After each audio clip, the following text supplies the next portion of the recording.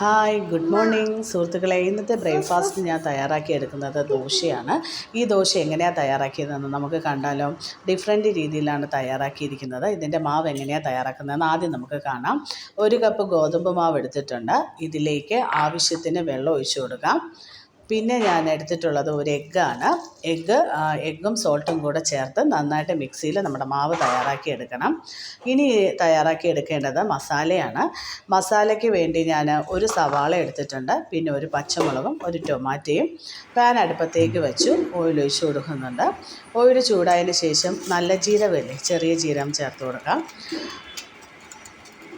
ചെറിയ ജീരകം ചേർത്തതിന് ശേഷം നമ്മുടെ സവാളയും പച്ചമുളകും ചേർത്ത് ആദ്യം നന്നായിട്ട് വഴറ്റിയെടുക്കണം.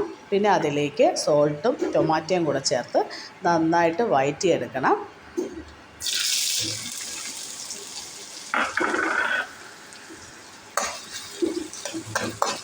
ഇതെല്ലാം വഴറ്റിയതിന് ശേഷം മസാലയായിട്ട് ഞാൻ എടുത്തിട്ടുള്ള ഒരു നുള്ളു മഞ്ഞൾപ്പൊടി, ഒരു നുള്ളു മുളക് പൊടിയും അതെല്ലാം കൂടെ ചേർത്ത് നന്നായിട്ട് നമ്മുടെ മസാല വേവിച്ച് മാറ്റി വെക്കണം.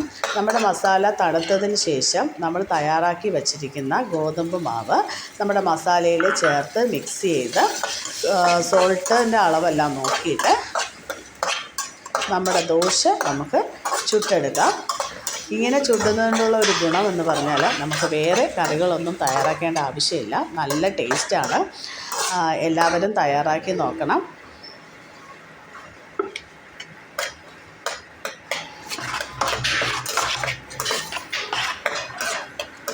അടിപൊളി ടേസ്റ്റാണ് കേട്ടോ.